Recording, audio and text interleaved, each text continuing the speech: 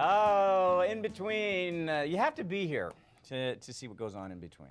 It's kind of crazy. Welcome back to the program. I'm Dave Caldwell. Tammy Edwards is over here. Mike, you cannot do the bow and arrow. Stop trying. Don't make me play your twerking video. Wow, that was awesome. Mike Bjorkman is here. We're going to talk real estate. And, you know, you've come on frequently in the last few months talking about how there's a price range. The mid-range prices, I think, is what you were calling it, 400,000 or something like that. Mm-hmm. House goes on the market, multiple bids go out. How can a buyer feel assured that what they're going to put out there is going to be the offer accepted for the house that they really, really want? Right. I'm glad you put it in that perspective, because there are, between any price range under, let's say, 600,000, there's a good chance you're going to have multiple offers. Not only multiple offers, but a bidding war. And even with the bidding war, the agent needs to represent the buyer in a certain way to have the seller feel assured that that buyer is qualified, motivated, and deserve the house, basically. A lot of times sellers are emotional when leaving their house. They want another nice family to come in and replace. So it's really important that we take a few steps, and I wrote a few really important things down that we should not skip any of them. You know, I've been in the business since the early 90s. Back then, the buyer's agents used to set an appointment with the listing agent to present the offer in person. Ever since the invention of fax machine and email, that's gone away, which really shouldn't, because that's where a buyer's agent can represent the buyer in the best way and present to the owner and say, this is why you should take this offer. This is why these people love the house. So somehow that went away, but if at all possible, I would ask the agent, say, hey, can I represent my buyer in person to your seller? There's also a chance you could bring the buyer there. There's nothing wrong with that. Especially in a multiple offer situation, then it's all fair, it's all out on the line. Again, it's very uncommon, but we do things other agents can or won't to get the home for our clients. We know how frustrating it could be to write 2, 3, 4, 5, maybe more, and never even get a home. And that's a lot of times because it's just not properly prepared. Moving on to have the offer in order and complete. I'm a listing agent, you know, I list hundreds of homes a year, and what happens is the agents will send me offers, email, here's the residential purchase agreement, here's this, here's the pre-qual, here's proof of funds, and I get 500, 600, 700 emails a day. I can't keep track of all that, but when I get one email that has everything in perfect order, and explained in perfect order, and nice PDFs, I can look at that and go, okay, this is how I want it done. So if I have 10, 15 offers on a property and I have 2 or 3 in order and the other ones are just, who knows, you know, I can't represent my seller the best way. I don't know where all the information's at. So the agents just willy-nilly throw stuff at the agents. They might have 1 or 2 transactions going, but for us 20, 30 transactions going, we can't play games with that. So it's really important to have your agent put it in perfect order. And it sounds like what you're saying with that is the agents need to hire the professionalism. More likely you representing the seller are going to be accepting that bid. Right, exactly. Yeah. And also along with that, it's not a brand new thing, but it's kind of a neat thing where agents are now taking pictures of the family and writing a nice cover letter saying, you know, dear Mr. and Mrs. Smith, the Jones family is new to the area, they've been relocated, they love this, that, and they tell a nice story so the seller can get a picture of who's going to be buying their home. I happen to like the video idea. Shoot a video, upload it to your YouTube channel, send it to the listing agent, say, will you please have your seller watch this before looking at the offer. It'll be, hi, we're Mr. and Mrs. Jones, and this is little Johnny, and this little Sophia, and you know, and Sophia will be, oh yeah, I picked the pink room out, and the sellers melt.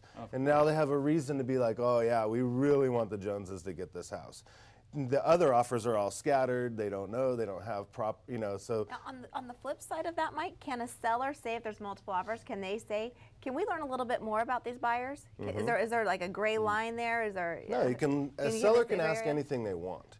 You know, you can't discriminate naturally, but you want to find out for qualification purposes. You know, I always like to know how long have the people been in the area, how well do they know the area, what do they know about the school systems, and if not, let's go ahead and talk to them about that up front, because the last thing you want to do is get into an escrow, have it fall out because the buyers weren't sure of the school system or area, things like that. So a video could be really helpful. I always tell and counsel my buyers when we are in a home, if you do happen to see the seller, don't hide, be very upfront, shake their hands, introduce yourselves, and compliment the home. Compliment everything you can, so they go, oh, those were really nice people. So it's kind of stuck in their head. Let me ask you a quick question. Is this based on, let's say that there's multiple offers and they're all at the same price? Because I would assume. Well, we're going to get into that in just a second. I'm glad you asked. Perfect. You're good at this. Don't you know this is my Bjorkman show? Come on, Dave. We're definitely getting into this. So the other trick that I've been seeing a lot in this market, and I hadn't seen it since the early 2000s, is when the buyers are presenting something, have gifts sent to the seller's house, a little gift basket. Dear Mr. and Mrs. Smith, thank you for letting us see your house. You know, we really like this, and send that letter so they're like, oh, that was really nice. And Tammy and I have personally seen that work. And Mike Lebecki's watching right now. Do you remember that, Mike Lebecki? That's right. There goes I owe you one. Here goes my phone. Well, it's not just Mike Lebecki. I mean, a lot of people are doing it. Tons of people are doing it. Not only just gift baskets, but very expensive gifts, too. I remember in 2002, I got a Jaguar from a buyer on a luxury property. So there's been a lot of things that... No way. Of course. Wow. The things happen. Wow. You know, there's people that'll do other things that other buyers can or won't. So, but we keep it legal and we document, whatever. Doesn't matter. I don't need to disclose all that junk. Good. But remove all the contingencies quick, you know.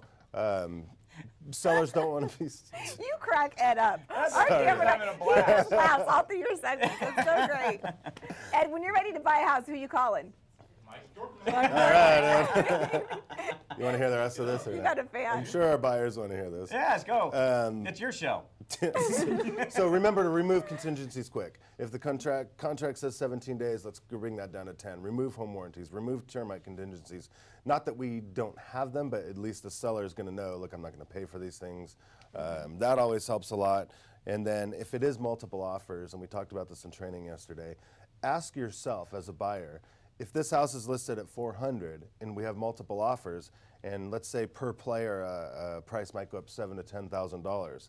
So if you have 3 offers, you could be looking at a $430,000, bidding price. So would you be upset if somebody paid $430 for that and you didn't? So you got to get that number in your mind. If it's sold for $450, now that's not worth it. But if it's sold for $430, I'd really like to have it. Well, that's where you know to write your offer. You can't rely on your agent to tell you where to write it, because if it's 5,000 under, your agent's an idiot. If it's 5,000 over, your agent's an idiot. You're never going to be happy with your agent. So it has to be you as the buyer to really understand emotionally, I'd say, where you're willing to pay and not willing to pay for this home. And then always have your mortgage broker or bank call the listing agent.